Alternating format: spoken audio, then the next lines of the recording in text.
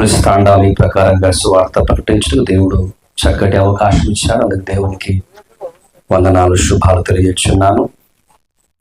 చిన్న ప్రార్థన చేసుకుందాం. మాట్లాడొద్దు. చిన్న ప్రార్థన అందరం ఒకసారి సంఘం అంతా పాడదిద్దాం. హల్లెలూయా, హల్లెలూయా, హల్లెలూయా. స్తోత్రము దేవా, స్తోత్రములు. దయగల మా తండ్రి, కృపగల మా రక్షకుడా, మీకు వందనాలు. ఈ మిర్యాలగూడ ప్రాంతములో, ఈ మారుమూల ప్రాంతమైనటువంటి తులసి తాండా ప్రాంతములో ఈ రాత్రి మీ సువార్త వాక్యాన్ని విత్తడానికి మీరు మాకు అనుగ్రహించిన అధికారాన్ని బట్టి, అవకాశాన్ని బట్టి మీకు వందనాలు, స్తోత్రాలు చెల్లిస్తున్నాము. మీరు మాకు ఇచ్చినటువంటి అధికారాన్ని బట్టి సమస్త దుష్ట శక్తులను, అంధకార ప్రభావాలను బంధిస్తున్నాము. మా అందరి హృదయాన్ని బట్టి తెరిచి మాతో మాట్లాడి సహాయము చేయమని యేసునామమున అడుగుచున్నాము తండ్రి, ఆమేన్. సరే, మంచిది. మీ అందరికీ అర్థమైన భాషలోనే మాట్లాడడానికి నేను ప్రయత్నిస్తాను. మానవ జన్మ చాలా విచిత్రమైంది. మనిషి యొక్క జన్మ చాలా విచిత్రమైంది. బ్రదర్, మీరు ఏమనుకుంటే మీరు వాడుకోవచ్చా? రవి బ్రదర్, కొంచెం మీరు హైట్గా ఉన్నారు, కొంచెం ముందుకు వస్తే కొంచెం సాక్ అంటే అందరు కూడా మీకు కొంచెం హైట్ కొడుతుంది. ఎందుకు కొంచెం ముందుకు రండి, హైట్గా ఉంటాయి. ఓకే. మానవ జన్మ చాలా విచిత్రమైంది. ప్రతి మానవుడు నేను సంతోషంగా బ్యాగ్ పెట్టుకో ప్రతి మానవుడు చాలా సంతోషంగా, ఆనందంగా ఉండాలని ఆశపడతారు. ఇప్పుడు ఉదాహరణకు మన ఇంటి అమ్మాయిని మరొక ఇంటికి ఇస్తున్నాం అనుకోండి. నా అల్లుడు నా కూతురు ఎలా అనుకుంటాం మనం? బాగా కొట్టాలి, తిట్టాలనుకుంటామా? అనుకోం. నా కూతురు నా అల్లుడు చాలా సంతోష పెట్టాలి, ఆనందం పెట్టాలి, నా మనమలు నా మనమరాలందరూ కూడా బాగుండాలని ఆశపడతాం. కానీ విచిత్రం ఏమిటంటే మానవ జన్మ అనేది ఏడుపుతోనే ఆరంభమవుతుంది. నా భాష మీకు అర్థమవుతుంది కదా? మానవుని జన్మ ఎట్లా ఆరంభమవుతుంది? ఏడుపుతో ఆరంభమవుతుంది. నిజమా కాదమ్మా? ఇప్పుడు మీరు పెద్ద మనుషులు కాబట్టి అడుగుతున్నాను. ఒక పాపనో బాబు పుట్టాడు అనుకోండి. పుట్టగానే చేసే మొట్టమొదటి పని ఏంటి? పాలు తాగుతాడా, చికెన్ తింటాడా, మటన్ తింటాడా, అన్నం తింటాడా, నీళ్ళు తాగుతాడా, ఏడుస్తాడా? కదా. మొట్టమొదటి మనిషి తల్లి గర్భములో నుంచి వచ్చిన వెంటనే చేసే పని ఏంటి? ఏడుపు కదా. ఒకవేళ పొరపాటున ఆ బేబీ ఏడవలేదు అనుకోండి, మీరు ఏం చేస్తారు? మీరు బాధపడతారు. కొంతమంది ఏం చేస్తారమ్మా? కావలసుకొని ఏడిపిస్తారు. పెద్ద మనుషులు తెలుసు కదా, కావలసుకొని ఏం చేస్తారు? ఏడిపిస్తారు. అనగా మానవుడు జన్మించడంతోనే ఏడుస్తాడు. దాని తర్వాత మరణించేటప్పుడు మనం అందరం ఏడుస్తాం. నిజమా కాదా? పుట్టిన బేబీ ఎట్లా వస్తున్నా పుట్టగానే ఏం చేస్తారు? ఏడుస్తారు. చనిపోగానే బతుకున్న వాళ్ళు ఏం చేస్తారు? ఏడుస్తారు. కానీ తేడా ఏంటి అంటే పుట్టగానే బేబీ ఏడిస్తే అందరూ ఏం చేస్తారు? సంతోషిస్తారు, నవ్వుతారు. కానీ పుట్టిన వ్యక్తి చావగానే అందరం ఏం చేస్తాము? ఆ పుట్టిన వ్యక్తి వెళ్ళిపోగానే అందరం చేస్తాం, ఏడుస్తాం. అనగా పుట్టిన వ్యక్తి ఏడుస్తూ పుట్టాడు, పోయే వ్యక్తి అందరినీ ఏడిపిస్తూ వెళ్ళిపోతున్నాడు. ఇది ప్రతి ఊరిలో, ప్రతి పట్టణంలో, ప్రతి దేశంలో జరుగుతున్న బాధనే. రైట్. అట్లయితే ఇంకో మాట ఏంటంటే ఈ మనిషి చాలా విచిత్రమైనదని చెప్పాను. జన్మ అనేది రెండింటిని కలుపుతుంది. మంచిదండి. ఏం చేస్తుంది? రెండింటిని కలుపుతుంది.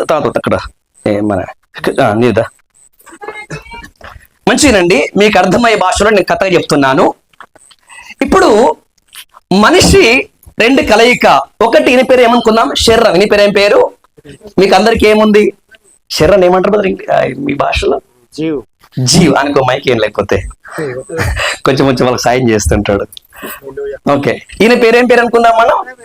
కొంచెం జీవ్. ఈయన పేరేంటి? శరీరం. ఈయన పేరు ఆత్మ. ఈయన పేరేంటి? ఆత్మ. ఈ రెండు కలిపితేనే మనిషి. రెండు కలిపితే ఏంటి? మనిషి.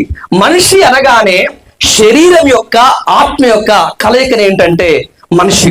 అట్లయితే ఇప్పుడు మానవుడు ఒక శరీరముతోనూ, ఆ శరీరంలో ఆత్మతోనూ మనిషి బయటికి వస్తున్నాడు. ఇది మనిషి జన్మ ఈ లోకముకు రావడం. మనమందరం కూడా తల్లి గర్భంలో నుంచి ఎలా బయటకు వచ్చామంటే ఒక శరీరమును, ఆ శరీరం లోపల ఏముంది? ఆత్మ ఉంది. ఆత్మ ఏమంటారు? ఆత్మ అంటారా? ఆత్మ. ఓకే, ఇప్పుడు మన అందరికి ఏముంది? శరీరం ఉంది, ఆత్మ ఉంది. ఓ ప్రశ్న అడుగుతున్నాను, మీ అందరికి ఏముందమ్మా? ఆత్మ ఉంది కదా, ఉందా లేదా? ఒకసారి చూపిస్తారు నాకేమన్నా? చూపిస్తారు మీరు ఎవరైనా?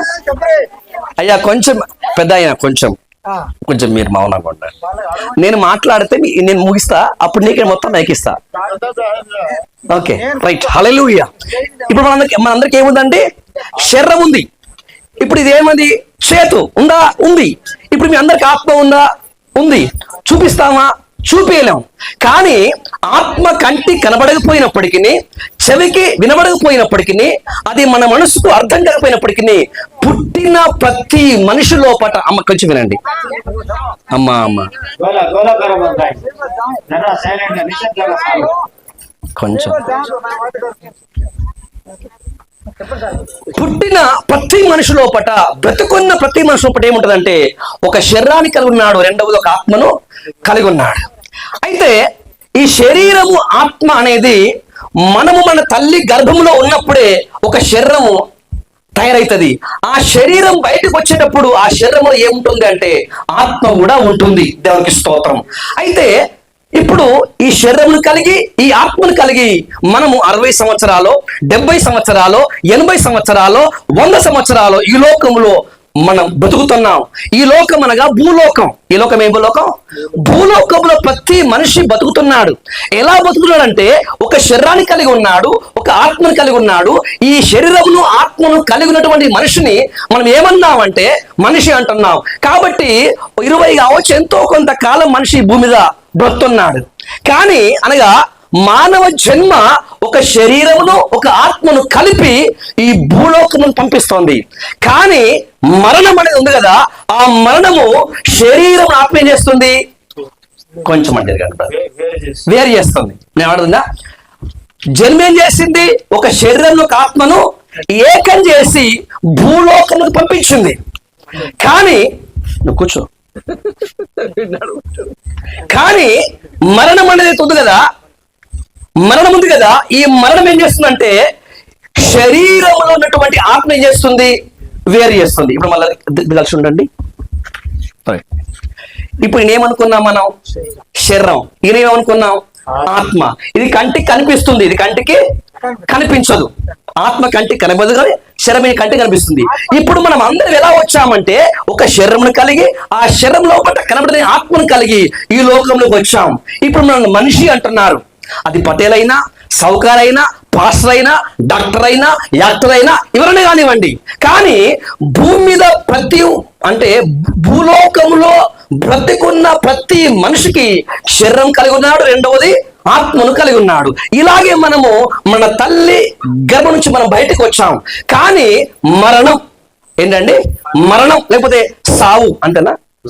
మరణం లేకపోతే సాగు చేస్తుందంటే ఈ రెండింటి వేరు చేస్తుంది. అనగా శరీరములో ఉన్నటువంటి ఆత్మ ఏం చేస్తుందంటే వేరు చేస్తా ఉంది. అవునా కాదా? ఇప్పుడు చనిపోయారంటాం అంటే అర్థం ఏంటంటే, చనిపోయారంటే అర్థం ఏంటంటే శరీరములో ఉన్నటువంటి ఆత్మ బయటికి వచ్చేసింది. అప్పుడు మనం ఏమన్నాము? మరణం అన్నాము. ఎప్పుడైతే ఈ ఆత్మ బయటకు వచ్చేసిందో ఇప్పుడు దాన్ని ఏమంటారు మీ భాషలో? దాన్ని ఏమంటాం? ఇప్పుడు మనిషమా? ఇప్పుడు దాన్ని మనం ఏమన్నాము? మనిషనం. ఏమన్నా మనము? డెడ్ బాడీ అంటారు, తెలుగులోనేమో శవం అంటారు. మరి మీ భాష ఏంటో తెలియదు. మరుగు, పీలుగా. Right right, okay. ఇప్పుడు ఆత్మ ఉంటేనేమో మనిషి అయిండు, ఆత్మ బయటకు వస్తే ఏమైంది? ఇప్పుడు పీలుగా అయింది. అర్థమైంది మీకు ఇప్పుడు? అయితే ఒక చిన్న ప్రశ్న మిమ్మల్ని వేస్తున్నాను. ఇప్పుడు శరీరము ఉంది, ఆత్మ ఉంది. ఇప్పుడు మీకు అందరికి కొంచెం తిన్నటువంటి వారికి ఆకలి కాదు, కానీ తినని వారికి ఏమవుతుంది? ఎట్లయితుంది? ఎక్కడైతుంది? ఎలా తెలిసిద్ది? అది మనము ఆకలి అవుతుందని చెప్పగలం, కానీ అది ఎలా అవుతుందో మనం చెప్పలేం కదా. అట్లయితే అదే ప్రకారంగా ఇప్పుడు నేను ఏమంటున్నానంటే, ఇప్పుడు మీకు ఆకలి అవుతోంది, లేకపోతే కొడితే దెబ్బ తాకుతుంది. ఇప్పుడు ఈ భూమి మీద ఉన్న ప్రతి మనిషికి ఏదో ఒక బాధ, ఏదో ఒక రోగం, ఏదో ఒక సమస్య ఖచ్చితంగా ఉంది. నాకు తెలిసి నాకు 40 సంవత్సరాలు దాటిపోయినాయి.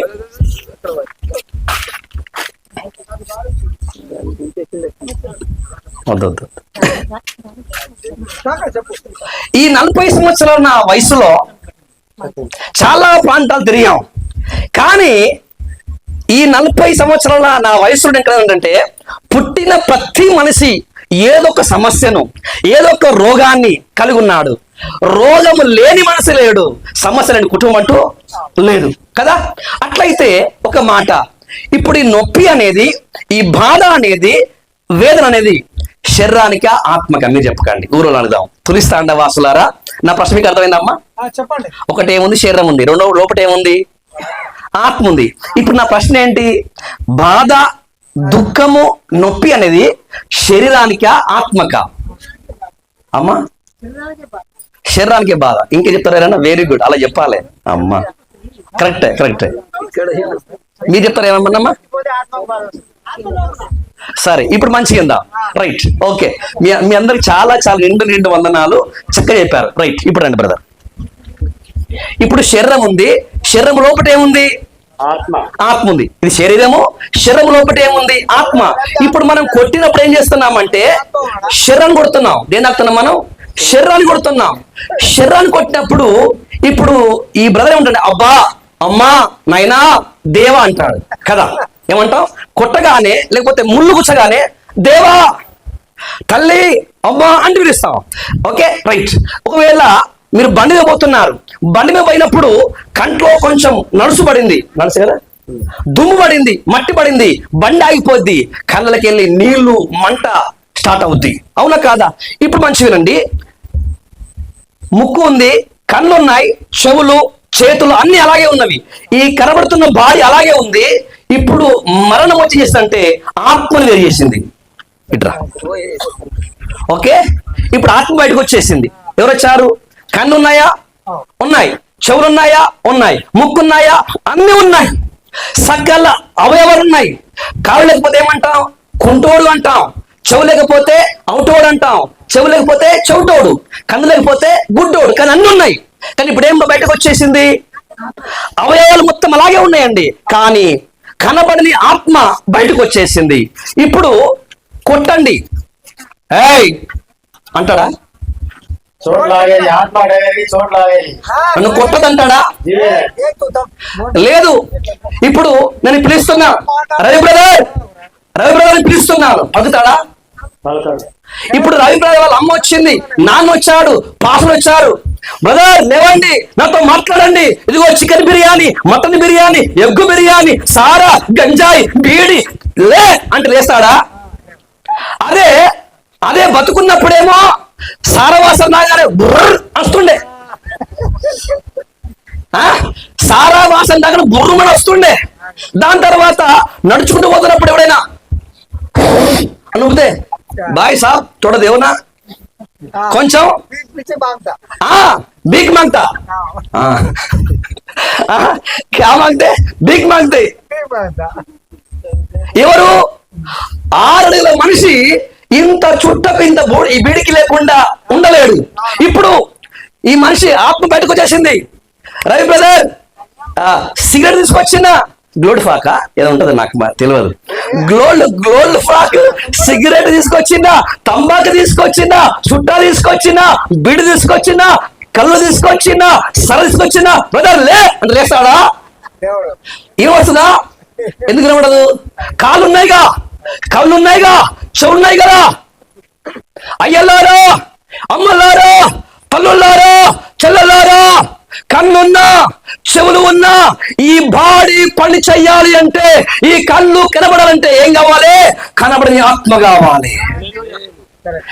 ఈ ఆత్మ లేకపోతే నువ్వు అందగాడివైనా, ఆటగాడివైనా, వ్యాపారివైనా, శాస్త్రవేత్తవైనా, డాక్టరువైనా, విద్యావంతుడివైనా, విద్య లేనివాడువైనా, ధనవంతుడివైనా, అడగ తినేవాడివైనా నీ వల్ల ఏమి లాభం లేదు.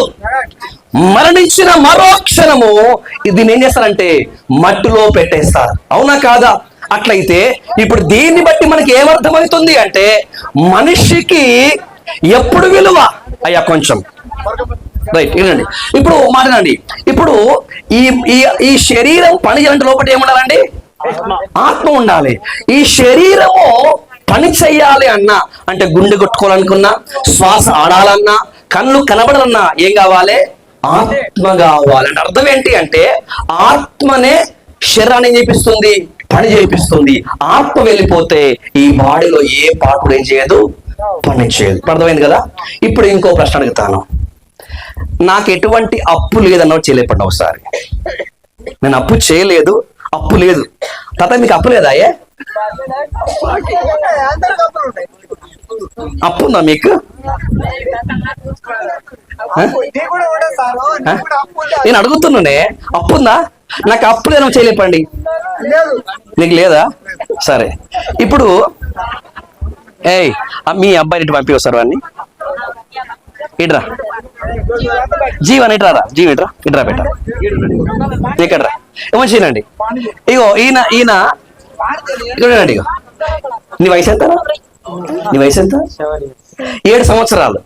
ఇప్పుడు ఎప్పుడు అప్పు చేసినవా? నువ్వు అప్పు చేసినవా? ఇది అప్పు అంటే తెలియదు. ఏది తెలియదు? అప్పు అంటే తెలియదు, వడ్డీ తెలియదు. కానీ ఒక మాట తినండి, మీరు అప్పు చేశారా? అప్పు చేశారా లేదా? చెప్పండి. రైట్. ఇప్పుడు తండ్రి ఏం చేసిండు? అప్పు చేసిండు. ఇప్పుడు తండ్రి అప్పు చేసి చచ్చిపోతే అప్పుడు కట్టాలి. రైట్ ఆన్సర్, అది కరెక్టే. రైటే సార్ అది. ఎందుకంటే తండ్రి అప్పు చేస్తే ఆ అప్పు ఎవరికి ఎందుకు వస్తుంది? 100కు 100 కొడుకు వస్తుంది. ఓకే, ఇంకో మాట, ఇప్పుడు ఈ మీద అప్పు ఎంత ఉంది సార్?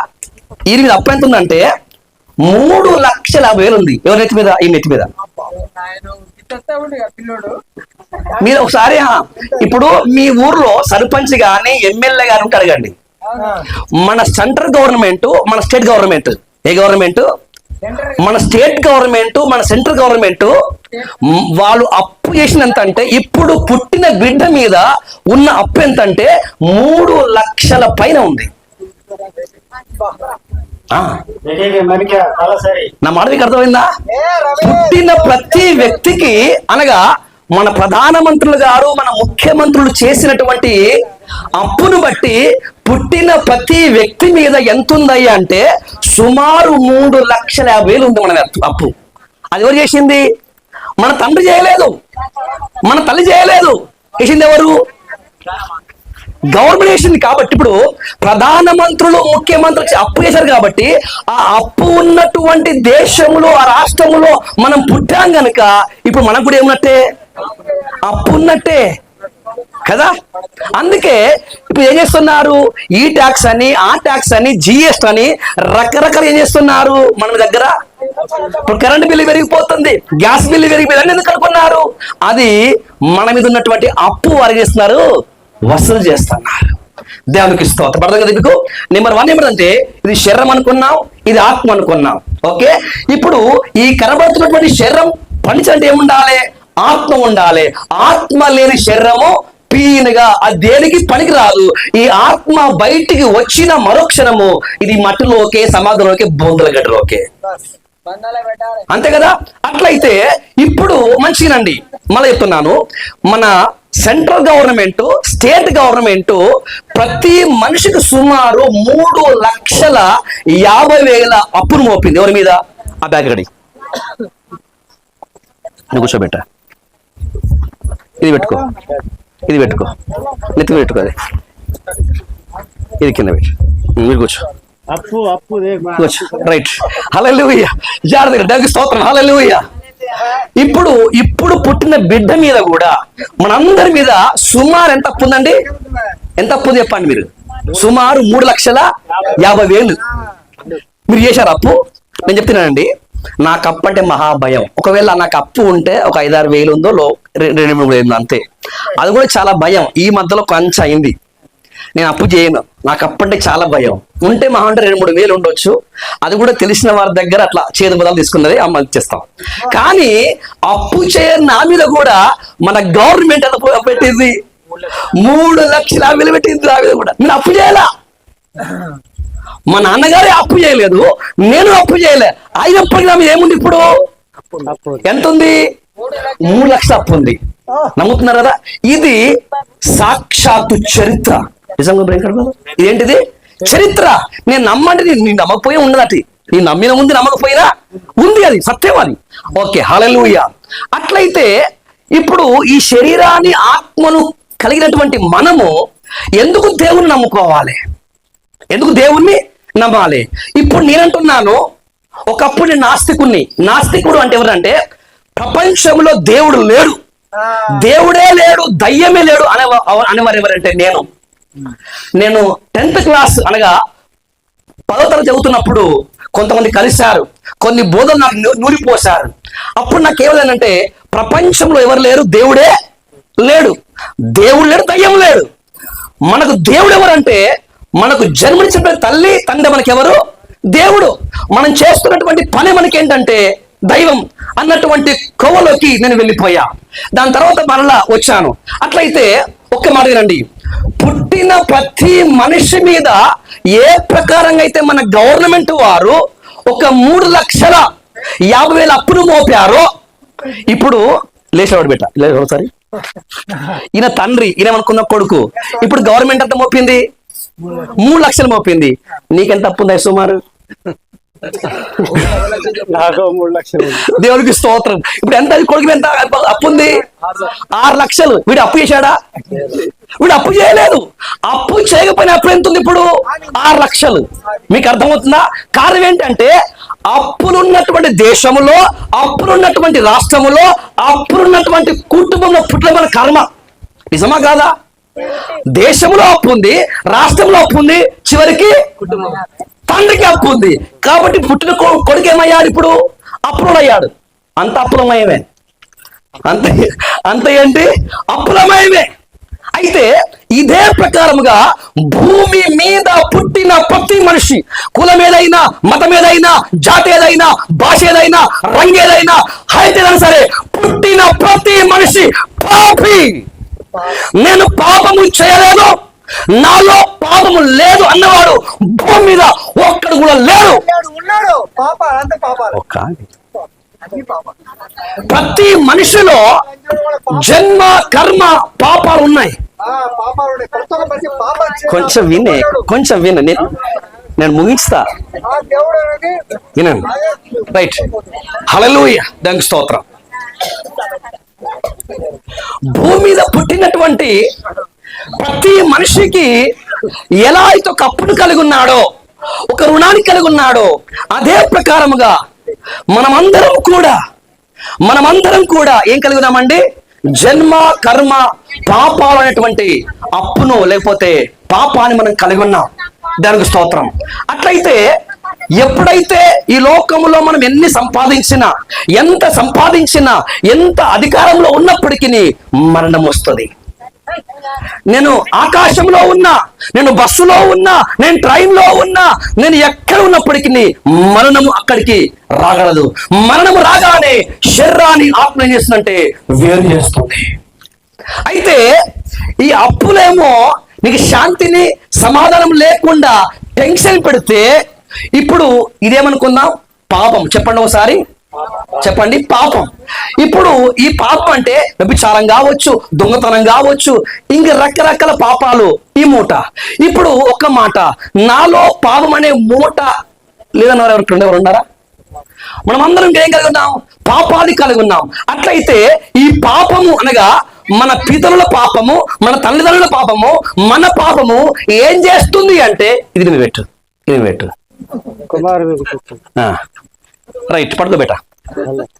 ఈయన ఎవరండి? శరీరం. ఈయన పేరేం పేరు? శరీరం. పాప బిడ్డ తాగింది ఎవరు? శరీరం. కళ్ళు తాగింది ఎవరు? ఇప్పుడు నేను కళ్ళు తాగి, బీడి తాగి ఆరోగ్యవంతులైన చేయలేప్పుడు ఒకసారి, నేను బాగా బీడి తాగి, బాగా సుట్టు తాగి, బాగా కళ్ళు తాగి ఆరోగ్యం బాగైంది అన్న చేయలేప్పుడు ఒకసారి కదయ్యా. కాబట్టి ఈ పాపాలు ఏం చేస్తున్నాయంటే మన శరీరాన్ని పాడు చేస్తున్నవి. శరీరాన్ని మాత్రమే కాదు కానీ మరణించినటువంటి మరో అక్షరం చేస్తుందంటే ఇట్లా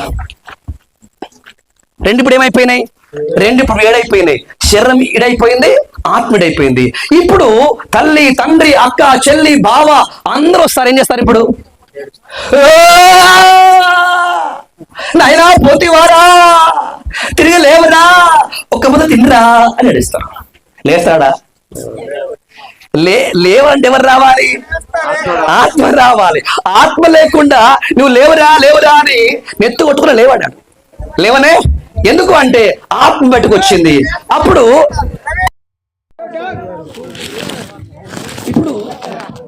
ఇప్పుడు ఏమైందంటే చివరికి ఏమవుతుంది? అందరం పోయి ఏం చేస్తాం చెప్పండి? అందరం ఏం చేస్తాం? అందరం ఏం చేస్తాం? తీసుకొని పోతాం. తీసుకొని పోయి ఏం చేస్తాం కదా? కొంతమంది కలబెడతారు, కొంతమంది అలాగే బొంద పెడతారు. ఎవరు ఇష్టం వాళ్ళది. అంటే వారికి ఉన్నటువంటి వారి పితరులను బట్టి ఏం చేస్తాము?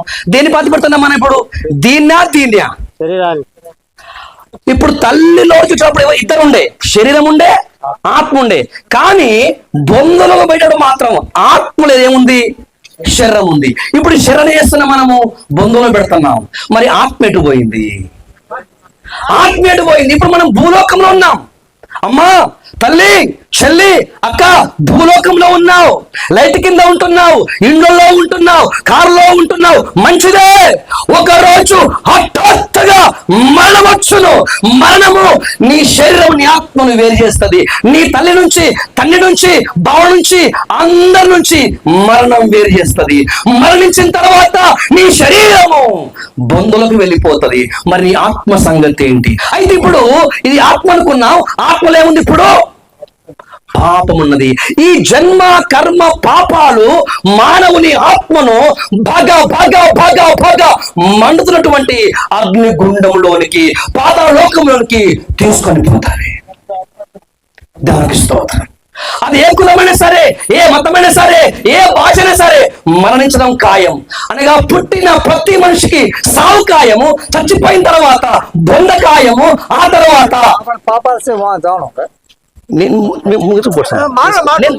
నేను మాట్లాడతా. మీరు రావద్దు, ఇట్లా రావద్దు. అడుగుచండి, మీరు అడుగుచండి.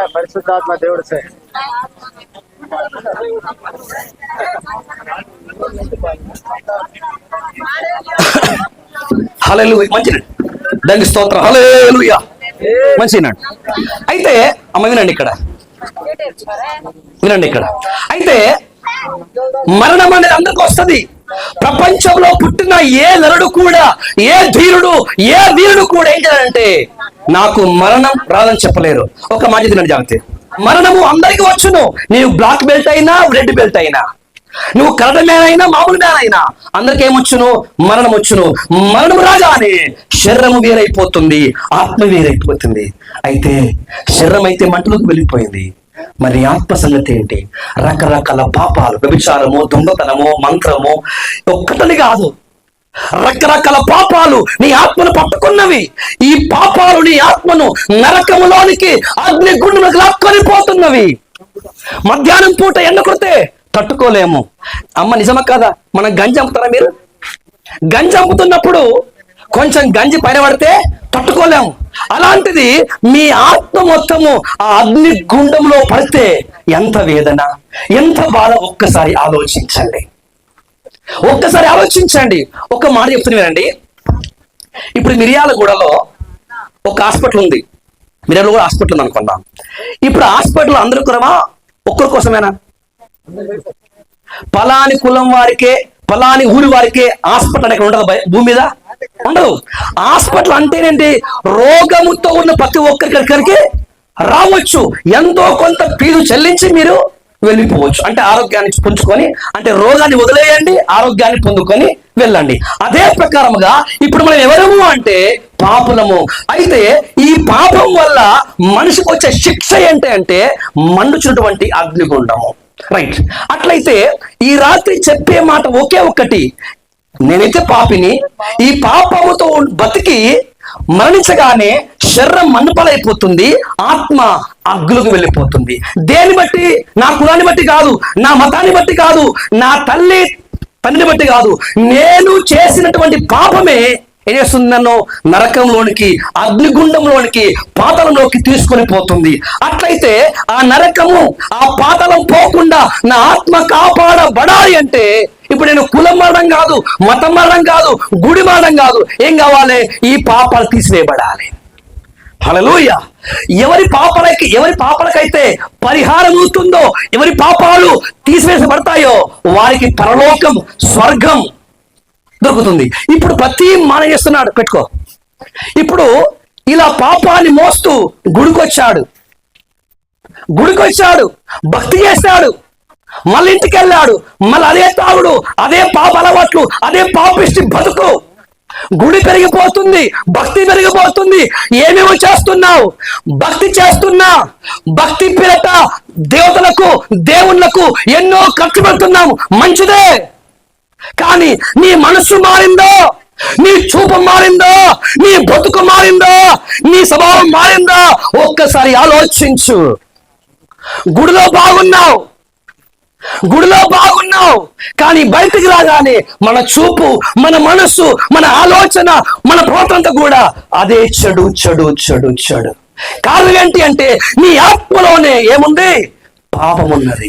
నీ ఆత్మలోనే ఒక దయ్యం కూస్తుంది. ఇదంటే తాగు, వ్యభిచారం చేయి అంటది. ఇలా ఈ దయ్యపు ఆత్మ, ఈ పాపిష్టి ఆత్మ నీతోనే రకరకాల పాపాలు చేపించి నీ ఆత్మను మండుచున్న అగ్నిలోకి తీసుకుని పోతుంది. అమ్మా అయ్యా, 2 చేతులు జోడించి రాత్రి మనం చేస్తున్నాం. మనము నరకము వెళ్ళిపోకుండా ఉండాలి అంటే, నరకం ఆ పాతాళం వెళ్ళిపోకుండా ఉండాలి అంటే, అగ్నిలోకి మనం వెళ్ళకుండా ఉండాలంటే ఒకే ఒక్కటి ఏంటంటే ఈ పాపము తీసివేయబడాలి. అయితే ఈ పాపము తీసివేయబడాలంటే ఒకే ఒక్క మార్గం ఏంటంటే రక్తము చిందించబడాలి. ఏం కావాలి? రక్తము చిందించబడాలి. రక్తము చిందింపకుండా పాప క్షమాపణ లేదు. అట్లయితే కొంతమంది అనుకుంటున్నారు, గొర్రెల్ని గాని, మేకల్ని గాని, కోళ్ళు గాని ఇచ్చి కోసి వాటి రక్తము ద్వారా ఏమని అనుకుంటున్నారు? వీళ్ళు పాపం పోయింది అనుకుంటున్నారు. పట్టుకో, ఒక మాట అడుగుతున్నాను. ఇప్పుడు ఇది ఏంటండి? ఇది పెన్ను. ఇప్పుడు ఈయనకుండే, ఇప్పుడు పాస్టర్కి ఇచ్చిండు. ఈ పెన్ను ఎవరు అనుకుందాం? నాకు ఇచ్చాడు. ఇప్పుడు పాపం పోయిందా, పెన్ను పోయిందా? ఇప్పుడు మన వాళ్ళు కొంచెం బియ్యం ఇచ్చి, కొంచెం కోళ్ళు ఇచ్చి, కొంచెం కొబ్బరికాయ ఇచ్చామనుకున్నారు, పాపం పోయింది అనుకుంటున్నారు. కానీ పోయింది ఏంటి? కొబ్బరికాయ పోయింది, కోడి పోయింది, బియ్యం పోయింది, కానీ పాపం అలాగే ఉంది. అవునా కదా? ఒక్క మాట ముగించేస్తాను నేను. ఇప్పుడు మీ అందరికి కోళ్ళు ఉన్నాయా? మీకు అందరికి కోళ్ళు ఉన్నాయా? ఉన్నాయి కదా? ఒక్క మాట. ఇప్పుడు ఇది కోడి అనుకోండి, కాసేపు ఇది ఏమనుకోండి, కోడి అనుకోండి. మీ దగ్గర ఏముంది? మేక ఉంది. మీ దగ్గర ఏముంది? మేక. నా దగ్గర ఏముంది? కోడి ఉంది. ఇప్పుడు నా కోడి ఇస్తా, మీ మేకని ఇస్తారా? ఇయ్యరా? ఎందుకని? ఒక మాట వినండి. ఇప్పుడు కోడి తక్కువ రేటు, మేక కరెక్ట్. ఎవరిని ఇస్తారు? ఎవరు ఇయ్యాలి? ఎందుకంటే మేకకు రేటు కదా సార్. ఇప్పుడు అదే ఇక్కడ మేక ఉంటే అక్కడ కోడి ఉంటే మీరు ఏమంటారు? ఇవ్వద్దంటారు. ఎందుకంటే కోడికి ప్రాణం ఉంది, మేక ఏముంది? ప్రాణం ఉంది. అయితే కోడి 100లో ఉండిద్ది, కానీ మేక 1000లో ఉండిద్ది. మీకు అర్థమవుతుందా? మేకనేమో 1000లో ఉంది, కోడేమో 100లో ఉంది. కాబట్టి కోడి ఇస్తే మేకనేమంటే ఎవడన్నా? ఎందుకు? ధర వ్యత్యాసం. అట్లయితే కోడి కంటేనో, మేక కంటేనో, పశువు కంటేనో మీ ఆత్మ గొప్పది కాదా? మీ కొడుకులు గొప్పవారు కావా? మీరు శ్రేష్ఠులు కారా? అందుకే విలువ తగ్గినటువంటి ఆ కోళ్ళ మేకల రక్తము మీ యొక్క విలువైనటువంటి మనిషిగా పాపాన్ని చేయలేమంటే పరిహారం చేయరు. అయితే మనందరి పాపం పరిహారం కావాలంటే మనకంటే గొప్పోడే, మనకంటే పెద్దోడే మన పాప పరిహారం కోసము రక్తాన్ని గార్చి ప్రాణం పెట్టాలి. అయితే ప్రపంచంలో మనిషి కంటే ఎవడు గొప్ప ఎవడు లేడు. ఉదాహరణకు మనకేమైనా అప్పులు ఇస్తే కోళ్ళు అమ్ముతాం, మేకలు అమ్ముతాం, పశువులు కూడా అమ్ముతాం. కానీ మనం పిల్లల్ని అమ్ముతామా? పిల్లల కోసం అన్ని అమ్ముతాం, భూమి అమ్ముతాం. ఎందుకు అంటే మనకు తెలుసు, నా కోడి కంటే, నా బర్రె కంటే, నా ఎద్దు కంటే, నా మేక కంటే నా కొడుకు గొప్పోడు, వీడు కాపాడబడి అంటాం. అట్లయితే ఇంత గొప్ప అని ప్రాణము యొక్క పాపము విడిపించబడాలంటే, పరిహారం కావాలంటే ఎలా జరిగిద్ది అనగా కోళ్ళ యొక్క, మేకల యొక్క, పశువుల యొక్క రక్తము ద్వారా ఏం కుదరదంటే పాప విమోచన అనేది దొరకదు. ఇప్పుడు నీ పాపాలు క్షమించబడకపోతే నరకం వెళ్ళిపోతావు, పాపాలు క్షమించబడితేనే పరలోకం వెళ్ళిపోతావు. అయితే ప్రపంచంలో ఒకే ఒక్కటి, దేవుడు లేడు అని చెప్పిన ఈ నోరే, దేవుడు లేడని చెప్పిన ఈ నోరుతోనే ఈ రాత్రి నేను ప్రకటిస్తున్నాను 20 ఏళ్ళుగా దేవుడు ఉన్నాడు. ఆ దేవుడు ఎవరు అంటే కామ, క్రోధ, లోభ, మోహ, మద మత్సర్యములు లేనటువంటి దేవుడు, అనగా పాపము లేనటువంటి దేవుడు. ఆ దేవుడు ఎవరంటే ప్రభు అయినటువంటి యేసు క్రీస్తు. ఆ యేసు మిమ్మల్ని ప్రేమిస్తున్నాడు. యేసు ఎవరు? యేసు అనగా అర్థం రక్షకుడు. యేసు అంటే రక్షకుడు అనగా నీకు ఇప్పుడు ఏముంది? నరకం ఉంది. ఈయన రక్షించబడంటే ఏం తీశారు? ఇప్పుడు పాపము తీసేవాళ్ళే. పాపము తీసేయబడితే ఈయన శిక్ష ఏమైంది? తగ్గిపోయింది. ఇప్పుడు పాపాన్ని ఇలాగే ఉంచి ఇల్లు ఇచ్చినా, బంగళ ఇచ్చినా, ఉద్యోగం ఇచ్చినా, మరణించిన మరుక్షణము ఈయన శరీరం మంటిపాలైపోతుంది, ఆత్మ అగ్గిలోకి వెళ్ళిపోతుంది. అయితే మా హైదరాబాద్ వచ్చేందుకు తెలుసా? మీ డబ్బు కోసం రాలా, మీ మేకల కోసం రాలా, మీ యొక్క లేకపోతే దేని కోసం రాలేదు. మనం అందరం కూడా పాపాన్ని కలగన్నా. అమ్మా అయ్యా, మనం పాపాన్ని కలిగిన్నాము. ఈ పాపం మనల్ని నరకంలోకి తీసుకొని పోతున్నది. మీరు నరకం వెళ్ళిపోకుండా ఉండాలంటే, ఆ నరక శిక్ష తగ్గిపోవాలంటే ఈ పాపము తీసివేయబడాలి. ఈ పాపము తీసివేయడానికి 2000 సంవత్సరాల కిందట భూమిని, ఆకాశమును, సూర్య చంద్ర నక్షత్రాలను, గాలిని, నీరును అనగా సకల సృష్టిని నోటి మాట ద్వారా కలగజేసినటువంటి ఆ సృష్టికర్తయే యేసుగా రక్షకుడిగా మానవ శరీరముతో ఈ లోకానికి వచ్చాడు. మనము చేసినటువంటి మన సకల పాపం కోసము ఆయన తలకు ముళ్ళ కిరీటం పెట్టబడింది. ఆయన మన తలకు ముళ్ళ కిరీటం పెట్టబడింది. ఆయన వీపులో కొరత కొట్టారు, ఆయన పొడిచారు. ఆయన ముసరు ఎందుకు తెలుసా? ఆయన పిల్లలమైన మనము పాపం చేశాం. ఆ పాపానికి పరిహారముగా ఆ తండ్రి శిక్ష భరించాడు. ఈ ప్రకారముగా పాపమే లేని, పాపమే చేయనటువంటి ఆ పరమాత్ముడు 3 మెట్ల పైన గొల్గొతా కొండలో కలవరిలో రక్తమంతా కాచి ప్రాణం పెట్టాడు. ఎందుకో తెలుసా? నీలో ఉన్నటువంటి ఆ జన్మ, కర్మ, పాపాన్ని తీసివేసి నీ శరీరమును, నీ ప్రాణమును, నీ ఆత్మను పరిశుద్ధపరిచి నరకం వెళ్ళిపోకుండా, అగ్నిగుండము వెళ్ళిపోకుండా నిన్ను కాపాడుకోవడానికి, రక్షించడానికి ఆ దేవుడే నీ కోసం బలైపోయాడు. ఇది యేసయ్య ప్రేమ. యేసు ప్రేమ డబ్బులు అడిగేది కాదు. యేసు ప్రేమ కోళ్ళు అడిగేది కాదు. యేసు ప్రేమ మేకలు అడిగేది కాదు. యేసు ప్రేమ ఇంకేం అడిగేది కాదు. యేసు ప్రేమ నిన్నే కోరుకుంటుంది, నిన్నే కోరుకుంటుంది. ఓ కుమారుడు, ఓ కుమార్తె, ఓ తల్లి, నువ్వు జన్మ, కర్మ, పాపాన్ని పట్టుకొని నరకం వెళ్ళిపోతున్నావు, అగ్నిగుండములకు వెళ్ళిపోతున్నావు. ఇదిగో ఈ రాత్రికి శుభవార్త. ఇది రాజకీయముది కాదు, ఇది కులముది కాదు, ఇది మతముది కాదు, ఇది నీ ఆత్మకు సంబంధించిన వార్త. మరణము అందరికీ వచ్చును, అలాగునే పాపం అందరికి ఉన్నట్లుగా పాపం కూడా అందరిపైన ఉంది. అట్లయితే యేసుక్రీస్తు ఎందుకు మనం నమ్మాలి? ఎందుకు ఆయనకు ప్రార్థన చెయ్యాలి అంటే, చెడిపోయిన మన మనసులను మార్చేవాడు. ఒక మాట చెప్పమంటారా?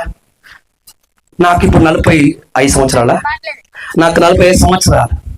ఒకవేళ యేసుక్రీస్తు దేవుడు నాతో మాట్లాడకపోతే, నా జీవితాన్ని మార్చకపోతే, నా బ్రతుకును మార్చకపోతే, ఒకటి జైల్లోనే ఉంటుండే, లేకపోతే చచ్చిపోయి ఉంటుండే. అంత భయంకర వ్యక్తిని నేను. కానీ ఇలాంటి చెడిపోయిన, పాడైపోయిన ప్రతి మనిషిని మార్చగల దేవుడు ఎవరంటే యేసుక్రీస్తు. ఇవి చాలా మంది రకరకాల పాపాలకు బానిసైపోయి శాంతి లేక, నెమ్మది లేక విరుగులాడిపోతున్నారు. భార్య భర్తలే ఐక్యత ఉండదు, సహోదరులే ఐక్యత ఉండదు. కారణం పాపానికి బానిసైపోయి. అయితే ఈ రాత్రి యేసుక్రీస్తు సర్వశక్తిమంతుడు, యేసుక్రీస్తు సర్వాధికారి. నీ బతుకును మార్చే దేవుడు, నీ మనసును మార్చే దేవుడు. నీవే పాపముతో ఉన్న ఆ పాప సంఖ్యలో తెంచివేసి నీకు శాంతిని, సమాధానమును, పాప క్షమాపణను, పాప పరిహారమును, పవిత్ర జీవితాన్ని, శాంతి జీవితాన్ని, నువ్వు చనిపోయిన తర్వాత నిత్య జీవాన్ని ఇచ్చే ఏకైక దేవుడు యేసుక్రీస్తు. ఈ దేవునికి ఏమొద్దు, గుడి కట్టే అవసరం లేదు, డబ్బిచ్చే అవసరం లేదు. కానీ ఒకే ఒకటి చెయ్యాలి. యేసయ్యా, నువ్వు నా పాపాల కోసం రక్తం కార్చి ప్రాణం పెట్టావు. ఈ చేతులతో చేయరాని పాపిష్టి పనులు చేశాను.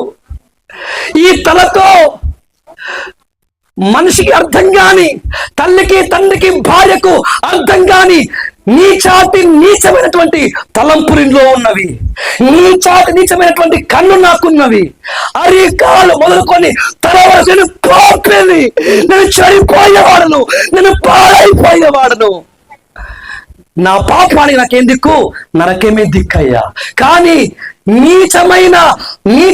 నీచమైనటువంటి మనిషిని కూడా మార్చేవాడు, క్షమించేవాడు, విడిపించేవాడు, బాగు చేయవాడు ఎవరు అంటే యేసుక్రీస్తు. దానికి సాక్ష్యం నేనే. అమ్మలారా, శాంతి లేక, సమాధానము లేక, రకరకాల పాపాలకు అలవాటైపోయి ఇబ్బంది పడుతున్నావా? ఒకే ఒక్క ప్రార్థన చేయి. ప్రభువా, నా పాపిని, నా పాపాన్ని క్షమించు, నన్ను పరిశుద్ధపరచు, ఈ రాత్రి నాలోకి రా అని ఒక్క మాట పలికితే దేవుడు ఈ రాత్రి మీ జీవితంలో గొప్ప కార్యం చేయబోతున్నాడు. రండి, కళ్ళు మూసుకోండి, మనం ప్రార్థన చేసుకుందాం. Hallelujah, hallelujah, hallelujah. Praise the lord, praise the lord. Hallelujah. ఈ రాత్రి ఉన్నారా? ఇది పులానిది కాదు.